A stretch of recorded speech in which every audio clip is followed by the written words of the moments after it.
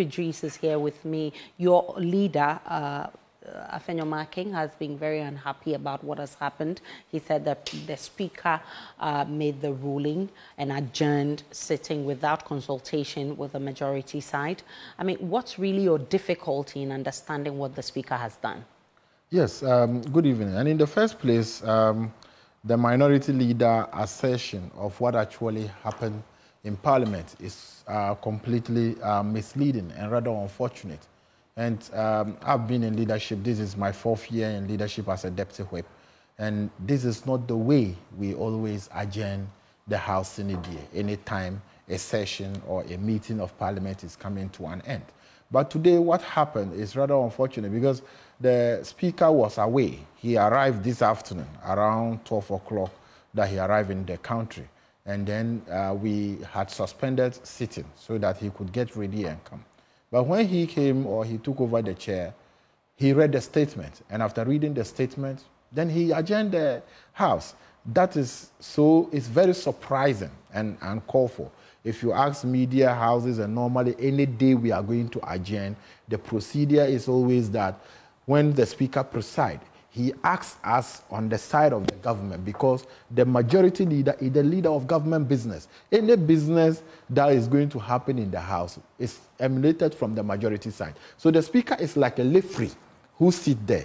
So if definitely you are supposed to confide in the leadership of the majority to ask them if we have any business, then we'll be able to tell you whether we have business or not. And normally that when we are adjourning CNDA, both majority leader and the minority leader will be allowed to give their closing statement before the speaker give his own closing statement and adjourn the House CNDA. But what happened today was rather unfortunate. And I think that it is a calculated attempt to frustrate government business. It is a calculated attempt to frustrate the government. It is a calculated attempt to use Parliament as a tool of denying essentially the good people of Ghana what they deserve. Because today, even before the speaker came, we had engagement with the minority leadership. This morning, I was there as at 6, 7 a.m. We had meeting, myself, the majority leader, the majority chief whip,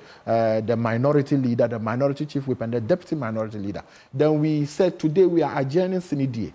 What businesses are there from the majority side? So we told them the kind of businesses that we had. That has to do with, we were to do a motion on the health insurance approved formula. We told them that we were going to do the IDA loan, about 150 million for budget support, to be able to show our forests and to make sure that the city doesn't misbehave, especially with regards to what is happening now. And we also told them that we are going to look at the ministerial approvement and other things. So we judge or certain things, we agree from the, we started the meeting in the minority leader office, and then we moved to the majority leader office for us to be able to affirm things. Then we came in, we started the whole thing going on, and then in the middle of the whole thing, it's been disrupted by the... Were you able to reach any conclusion after the back and forth? Yes, we made headway, and we were able to agree to certain things, of which some of the things that we agree we were able to do. Because in the meeting, we agreed that the health insurance supposed to bring some figures,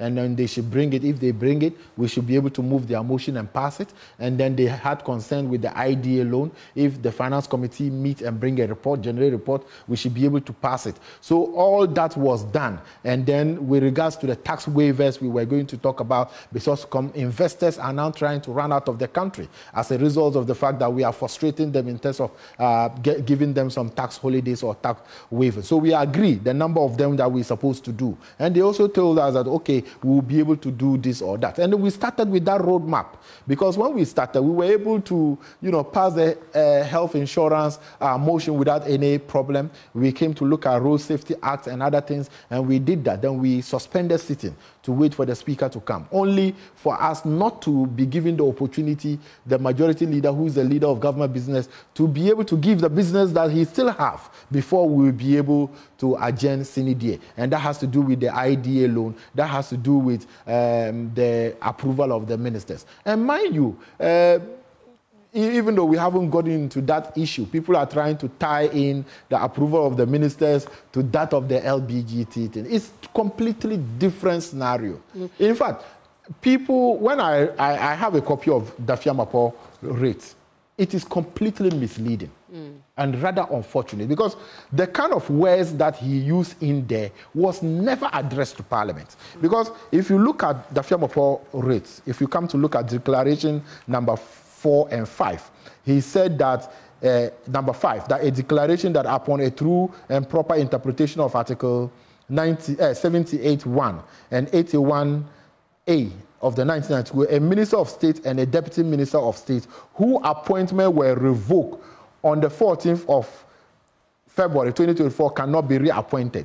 There was nothing like that of revocation of any appointment on the official letter the presidency transmitted to Parliament. There's nothing like that. I have a true copy of what was sent to Parliament. Whatever you see in the media that this person appointment was revoked, this person appointment was revoked and reassigned and here right now, that is not the official communication from the presidency to Parliament. So this one is just a calculated attempt to frustrate government and to frustrate the good people of Ghana what they are due. Because some of these things that we're supposed to do today would be able to help us bring potable water to the good people of various constituencies that don't have potable water, to be able to make sure that Ghana become clean, especially with regards to sanitation, and to be able to help us, especially that you see, I think yesterday somebody was telling me that a dollar to the city was around 13 point something %. So if we were able to approve this, it would have been able to calm down things and let us move ahead. So the declaration